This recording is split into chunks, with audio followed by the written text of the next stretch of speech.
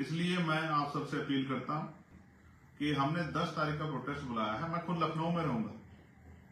मैंने तय किया है कि लखनऊ में जो ज्ञापन दिया जाएगा, जो आंदोलन होगा प्रोटेस्ट अपनी बात से, मैं लखनऊ में रहूंगा। तो सरकार को आईना दिखाना है कि आपकी सरकार क्या कर रही है। क्या आपकी सरकार इन लोगों की सुरक्षा करने काबिल है या नहीं है? क्या आपकी सरकार इन लोगों की सुरक्षा करने की जिम्मेदारी जो आपको मिली है कॉन्स्टिट्यूशन से, लोकतांत्रिक व्यवस्था से, क्या आप उसको पूर्ण रूप से निभा पा रहे हैं? हमें भी जीने का अधिकार है, सम्मान से जीने का, इज्जत से जीने का, लेकिन हम तो जी भी नहीं पा रहे हैं। इस देश में बुरा यह है, ना जीते जी सम्मान मिल रहा है, ना मरने के बाद सम्मान मिल रहा है।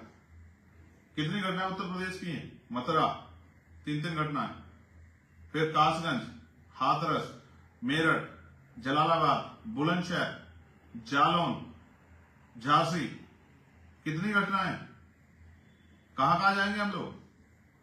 तो मुझे ऐसा लगता है इसका परमानेंट सोल्यूशन निकालने के लिए, परमानेंट सोल्यूशन तो इसका पॉलिटिकल पावर है जब आपके राजनीतिक सत्ता आपके पास होगी। लेकिन उससे पहले भी सरकार को और वहां के चीफ सेक्रेटरी को, डीजीपी को, राज्यपाल महोदय को उनका भी ध्यान आकर्षित करना पड़ेगा कि आपकी सरकार का फेलियर है कि वह law and order situation maintain नहीं कर पा रही। क्या हमारे माथे पे लिखा है कि हमारे साथ हिंसा होगी? जो लोग लखनऊ आ रहे हैं उनसे भी कहूंगा, अनुशासन में आप लोग मन में संकल्प लेकर लखनऊ आए कि हमें अपनी संख्या बल को दिखाकर सरकार को ये चेतावनी देनी है कि सरकार जो अन्य अत्याचार थानों के जरिए हो रहा है, पुलिस जिस तरह लापरवाही कर रही है, या सामंती व्यवस्था के लोग या मनुवादी व्यवस्था को जो हम पे हमला करें, इन पर कार्रवाई करें।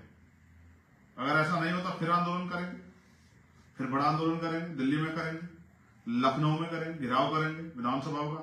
हम हर वो कदम उठाएंगे जिससे हमारे लोग सुरक्षित रहें, बहुजन समाज के लोग। और उनके अधिकारों पर जो हमला हो रहा है निजीकरण के जरिए और तमाम तरह से, चाहे पेंशन का मामला हो, पुरानी पेंशन का, चाहे जो है प्रमोशन का मामला, इन सब पे हमारे लोग अधिकार सुरक्षित, निजीकरण बंद हो, इन सब पे भी लगातार, और जातिगत जनगणना, इन पे भी हम लोग प्रयास करेंगे।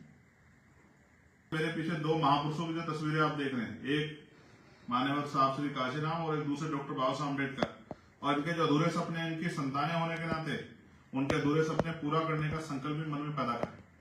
तभी जाके जो है महापुरुषों का सपना जो है पूरा होगा, तभी जाके ये अन्याय अत्याचार खत्म होगा।